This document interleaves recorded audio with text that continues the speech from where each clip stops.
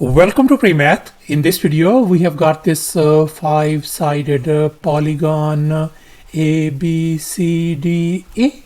As you can see in this given diagram, such that this side EA length equal to this side ED length. And moreover, these angles are our 90 degrees angles. And furthermore, this segment ED length is 3 units. The segment CD length is 4 units. The segment BC length is 5 units. And finally, this horizontal side AB length is being represented by X. And now our task is to find the value of X. In other words, we are going to find this side AB length. Please don't forget to give a thumbs up and subscribe. And please keep in mind that this figure may not be 100% true to the scale. Let's go ahead and get started. And here's our very first step. We know that this segment AE length equals to this segment DE length. If this segment length is 3, then this has got to be 3 units as well.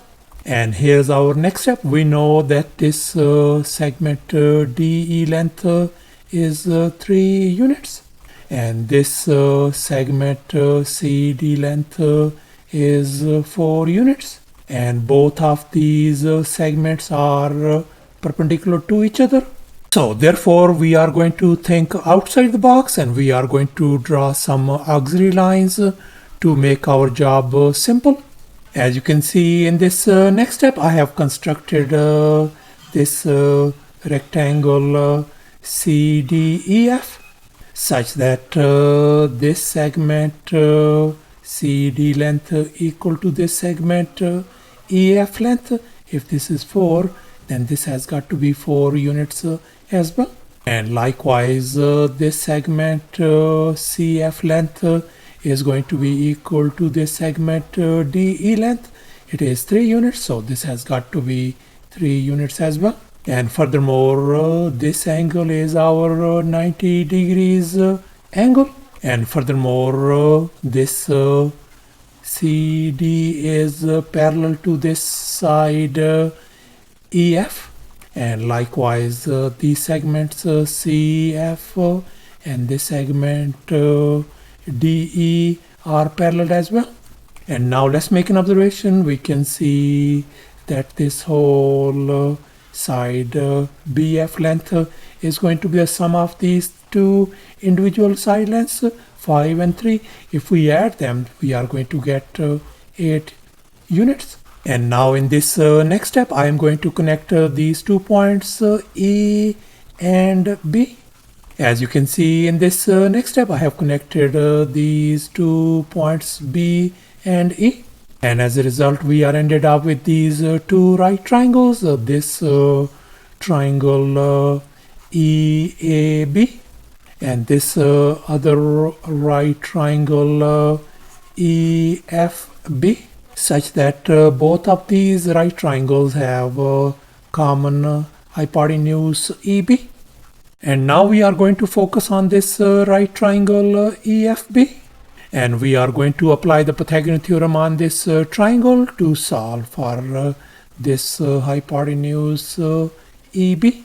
And here's our Pythagorean theorem: a square plus b square equal to c square. In our case, our hypotenuse is this BE, whereas our 2 other legs are 4 and 8.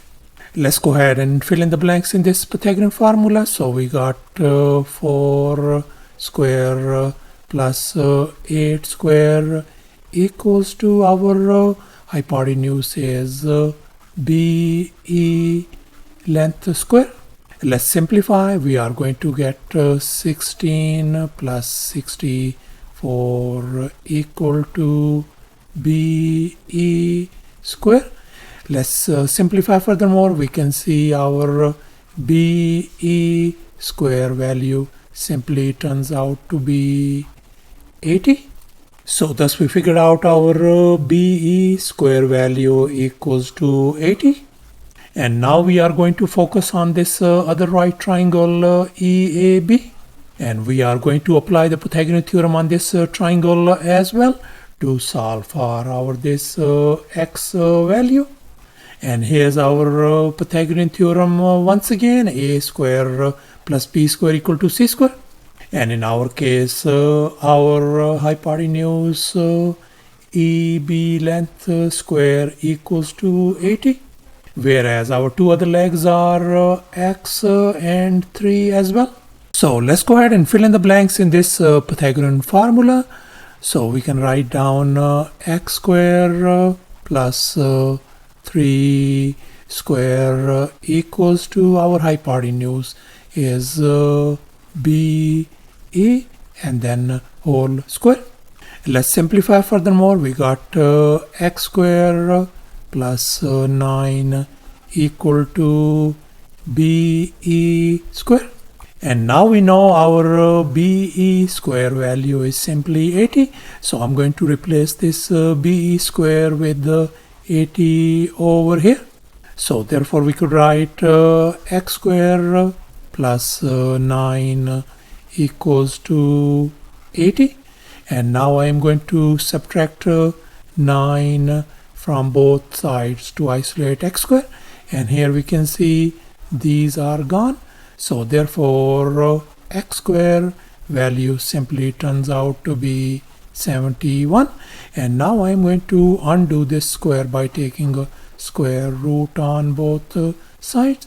So therefore our x value is going to be equal to the positive square root of 71 units. And furthermore, if we put in a decimal form, x is going to be approximately equals to 8.43 units as well. So thus after all the calculations and manipulations, our x value turns out to be positive square root of 71 units. And in terms of decimal, this is going to be approximately equal to 8.43 units as well.